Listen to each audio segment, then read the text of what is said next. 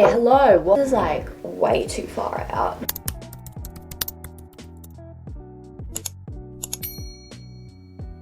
Hi, welcome back to my channel. If you're new here, hi, I'm Charlie and I talk about all things beauty, personal growth, vlogs, pretty much everything I can talk about. And I thought I'd do a little bit of a sit down video and talk about personal growth in general, and we'll give you some tips and things that I do and have been doing to grow as a person, know who I am, and just be that girl. Is that the saying? That girl? I hope it is. A little bit awkward, but anyway. So I actually wrote down some personal growth tips and just what I have been doing lately. What's actually helped me a lot as well. So yeah, let's get into the video. So to start off, I am going to be talking about journaling. Also, I have my notes app with everything I've written down.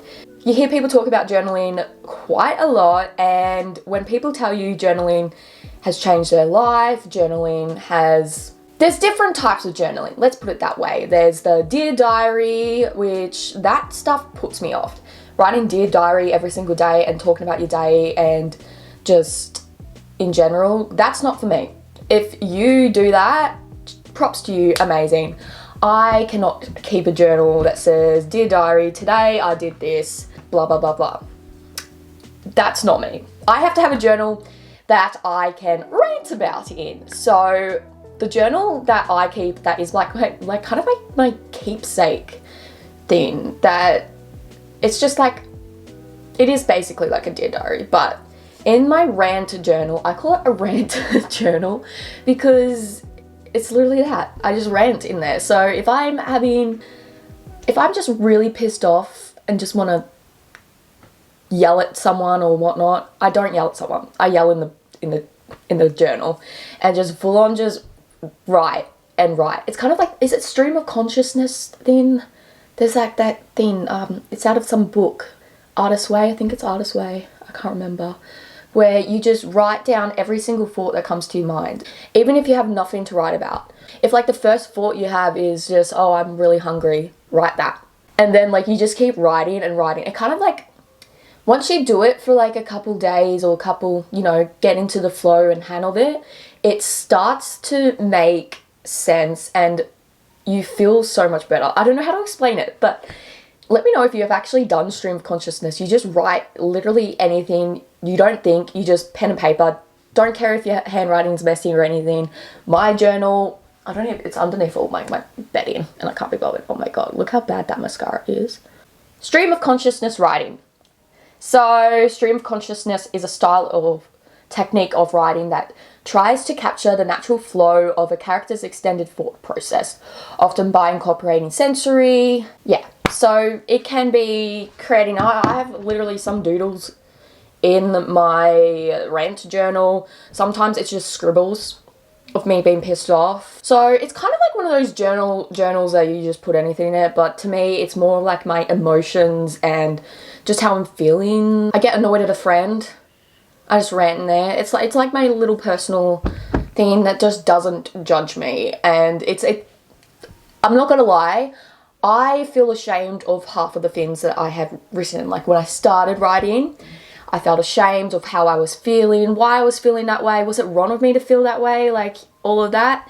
But once you start writing, you tend to just get into this flow and you understand yourself more. You know your triggers, you know more about yourself, help you improve not only your writing skills, but also understand your own mental health, your own mental well-being, and see, oh my God, was I really feeling that? And you feel like relief. It's great and it gets you off your mind. Like when I cannot sleep at night, I literally go up the journal and I just write. Sometimes it will be a couple pages. Sometimes it'll only be one page. Sometimes it'll be a line, and that's okay. But yeah, journaling has definitely helped me so much as growing as a person. So the next thing of personal growth is doing things that you loved doing as a child or never got to do. When you're a child, when like you were carefree, you loved the world, you could do literally anything and you just had fun. some parts of childhood. One thing that I loved doing as a kid was drawing, was painting, was camping, all of that. I loved doing those as a kid. When like you get older, you kind of don't have any time to do any of that. You don't have time to go camping. You don't have time to sit and paint or whatnot. But when you do have like spare time, you tend to never actually do those things. So I've been drawing a lot lately. Like, I got an iPad, so I've been kind of like going on Procreate and just playing around. Painting, I literally would just start painting anything, or not even painting, doodling, just taking some time, even if it's 5 minutes of your day, and you use like a different journal or like a book or anything, a scrap piece of paper, create something. But it's not just about creating, it's also like if you loved dancing as a kid, just dancing and just having fun, not making any judgment or out of it or anything. Sport, if you grew up playing sport, like I grew up playing netball, I grew up running. Sometimes me and my friends will go out and we'll just throw the ball around. It seems like we're little kids again, and I love those moments. It really does heal your inner child. And even doing things that you never actually did as a kid actually is quite like therapeutic in a way. Learning to reparent yourself and to discover who you were as a child and things that you did, if you liked them or if you didn't like them, some things you didn't even like as a kid, and then you turn out trying it as an adult or whatever, and you end up loving it. You're like, wait, why did I hate this as a kid? Like reading. Up until I think it was like maybe 14, I liked reading. But before that, I hated reading. Just because I just felt it was boring. But now reading is like one of my hobbies that I swear by. And so now we're gonna go on to the next topic, which is self-care. So this kind of ties in with all the other topics that we've spoken about, but self-care, when people say self-care is a must, it is a must. You need to be taking time out of your day, out of any minute of the day, even if it's for like 5 minutes, 4 minutes, and to just really check in with yourself, check how you're doing. I try and have like at least half a self-care day or like self-care night or whatnot, just to do something. So like pampering yourself, wherever that's putting a face mask on, reading a book, just really taking time to look after yourself, clean your nails, clean your hair, wash your hair, whatever it's called. So some ideas of self-care that you can do.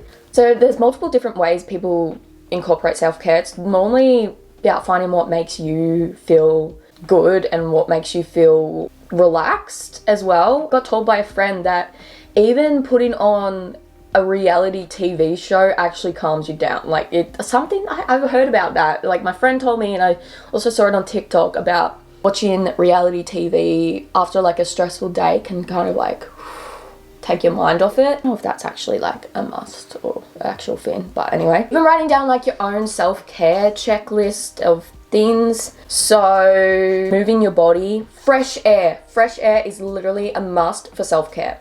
If you are not getting fresh air every single day, you need to open up the windows, step outside, whether it's raining, whether it's windy, wherever it's not, even if it's for 5 minutes, just step out, smell the air, and just really take it in and kind of ground yourself with all of the elements outside.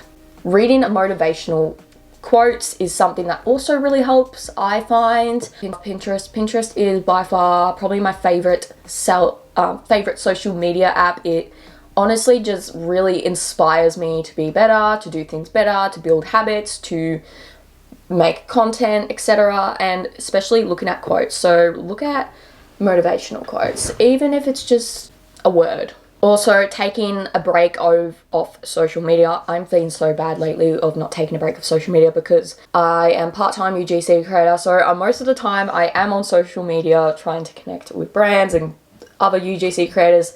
So when you don't take time, when you keep consuming media, keep consuming content online of people's lives and all that, you tend to compare yourself and you get really lost in that little world. Plus your screen time goes up bad for your eyes and everything.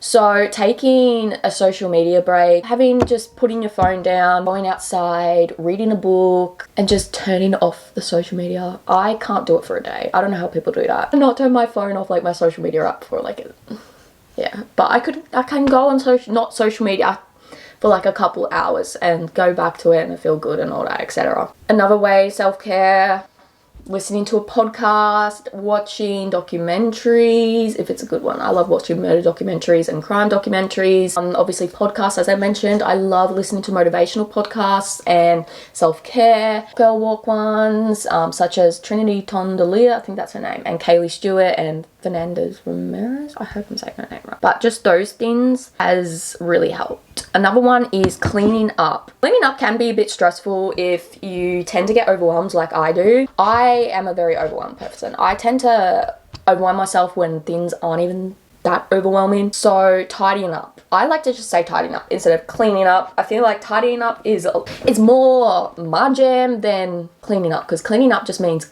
it feels like cleaning up the whole place. Whereas tidying up, just putting things away, picking things up off the floor, that to me, it calms my mind down.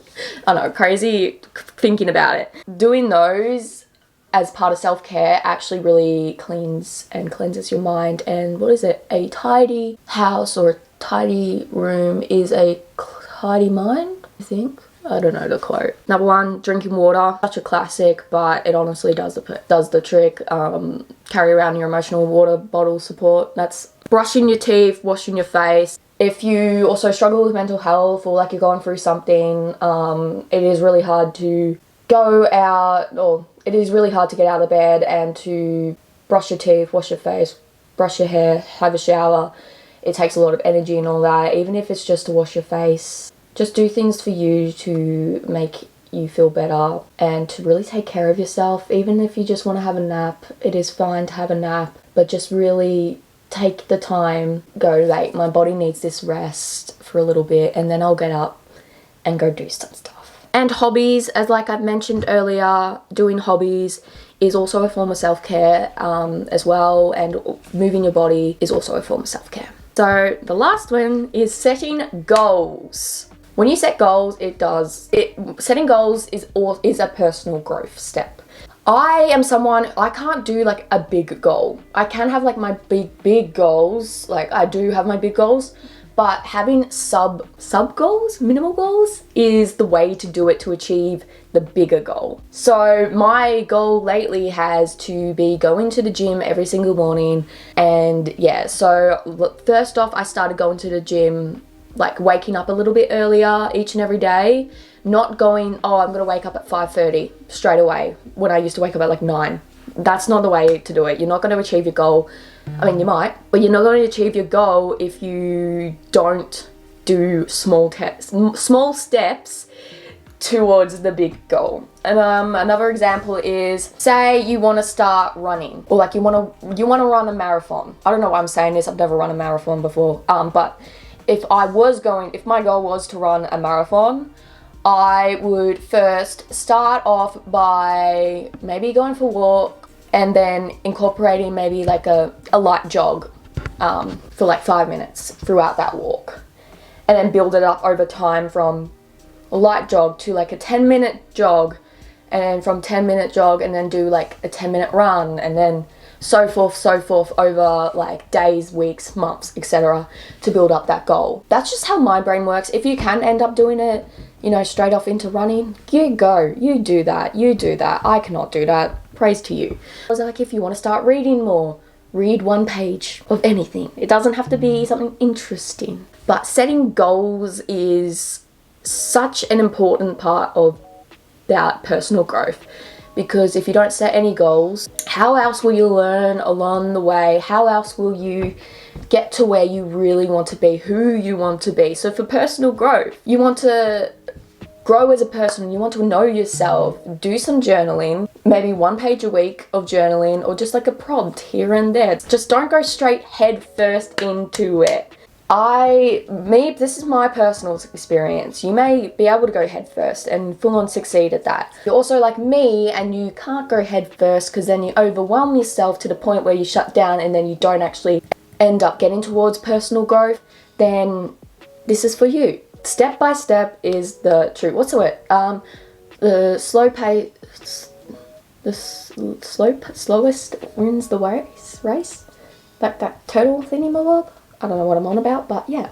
Personal growth is everyone has their own journey of personal growth. You are going to go at different paces than everyone else, and you're going to go through different experiences. You may go through, you will go through the same experiences, but individually, we're going to experience it differently to other people. This camera's going flat, so I'm going to wrap it up quickly. So if you liked today's video, I highly recommend you hit that subscribe button, and let's be friends. And I've got to come out with more content like this, as well as beauty and vlogs, etc. Thanks for watching. If you did, give it a thumbs up and comment your goal for the rest of the year. And yeah, see ya. That was really awkward. I'm sorry. Bye.